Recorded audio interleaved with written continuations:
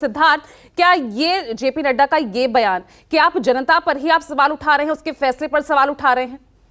अगर बिहार में पिछले 32 सालों से अगर सिर्फ वहां की जनता नीतीश कुमार या लालू प्रसाद यादव या राबड़ी देवी या इनको देखना चाहती है, तो आप इस पर सवाल कैसे उठा सकते हैं? ये उनका फैसला है, उनका मत है। पूजा जी, सवाल नहीं उठाया जा रहा है। बात इसमें बहुत समझने की है कि परिवारवाद की परिभाषा क्या है। हमने तो हमारे आदरणीय प्रधानमंत्री जी ने एक नारा दिया, भ्रष्टाचार क्विट इंडिया, परिवारवाद क्विट इंडिया, तुष्टीकरण क्विट इंडिया। पर उस परिवारवाद क्विट इंडिया में परिवारवाद क्या है वो समझना बहुत जरूरी है। अब कोई लालू जी अगर किसी प्रदेश में वो रहते हैं मुख्यमंत्री और उन पर कोई आरोप लग जाते हैं और उनको जेल जाना पड़ जाता है, तो जिन्होंने पार्टी के लिए एक दिन भी काम ना करा हो, ग्राउंड पे एक दिन भी काम ना करा हो, पर मुख्यमंत्री उनकी पत्नी ही बनेगी, ऐसा जो निर्णय होता है ये परिवारवाद का निर्णय होता है। आज हमारे देश में एक दुर्भाग्य है कि कश्मीर से लेकर के कन्याकुमारी तक हमारे जो ऐसे क्षेत्रीय दल हैं जो सत्ता में भी रहे हैं, वो तय कर चुके हैं कि उनके आइडियोलॉजी तो चाहे कोई भी हो, पर परिवार के बाहर का व्यक्ति उस पार्टी को संभालेगा भी नहीं, निर्णय भी नहीं लेगा, निर्णायक भूमिका में भी नहीं रहेगा। वो दुर्भाग्यपूर्ण है। चुनाव लड़ना, चुनाव लड़के आ जाना वो बड़ी बात नहीं है, पर वो पार्टियों की आइडियोलॉजी ही, वो परिवार की आइडियोलॉजी है, ये बात महत्वपूर्ण है। और इसी के लिए जब राष्ट्रहित से बड़ा कोई क्षेत्रीय हित हो जाए तो समस्या होती है, क्योंकि हमारा तो क्लियर मत है, हमारा मत है कि राष्ट्रहित ही सबसे बड़ा होना चाहिए, और इसीलिए राष्ट्रहित को आगे रख करके जो पार्टियां आगे बढ़ेंगी वही पार्टियों को हम आगे लेकर के जाएंगे। अब ये भारतीय जनता पार्टी के लिए भी कहा जाए कि क्या आपके यहां भी परिवारवाद है?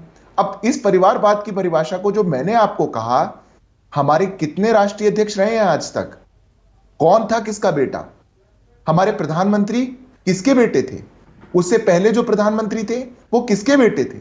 जो आज भारतीय जनता पार्टी के एक सामान्य कार्यकर्ता के मन में विश्वास है कि वो कहीं से भी निकल करके आता है, पर वो शीर्ष पदों तक पहुंच सकता है, वो शीर्ष दायित्व को संभाल सकता है, वो देश के किसी भी बड़े से बड़े संवैधानिक पद पर बैठ सकता है, ये पद दर्शाता है कि आज देश में एक जिंदा लोकतंत्र है। और लोकतंत्र को जिंदा रखने के लिए जो हमारी आइडियोलॉजी है, पॉलिटिकल पार्टीज हैं, उसमें लोकतंत्र निश्चित रूप से जिंदा रहना चाहिए, और इसी को लेकर के बात है।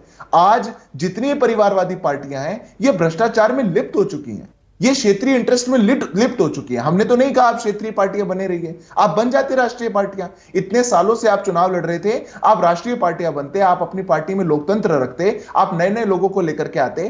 पर अगर ममता जी मुख्यमंत्री हैं और ममता जी का कोई बेटा बेटी नहीं है तो भतीजे जी ही आएंगे, ये तो थोड़ी कठिनाई की बात है। लेकिन राजनाथ सिंह हैं, उनके बेटे पंकज सिंह भी हैं, वो भी तो हमें राजनाथ जी के बेटे पंकज सिंह हैं। हाँ बिल्कुल है, बिल्कुल है। तो वो क्या बने? तमाम ये नाम मैं भी गिनवा सकती हूँ। क्या राजनाथ जी राष्ट्रीय अध्यक्ष थे, उनके बेटे राष्ट्रीय अध्यक्ष बन गए तुरंत राजनाथ जी के हटते ही? नहीं बने। उनके बाद अमित शाह जी बने, वो राजनाथ जी के उनका कोई संबंध नहीं था। फिर जेपी नड्डा जी बने, कोई संबंध नहीं था। ये फर्क है पूजा जी, आप समझेंगे तो आप समझ जाएंगे। नहीं मतलब परिवारवाद की आपके अंदर परिभाषा ये है आपके कहने से कि राष्ट्रीय अध्यक्ष हो या प्रधानमंत्री हो, सिर्फ आप उस दायरे में परिवारवाद को समझते हैं? परिवारवादी पार्टियां आपके साथ भी है, परिवारवादी क्षेत्रीय पार्टियां आपके साथ भी है, उससे आपको कोई गुरेज नहीं?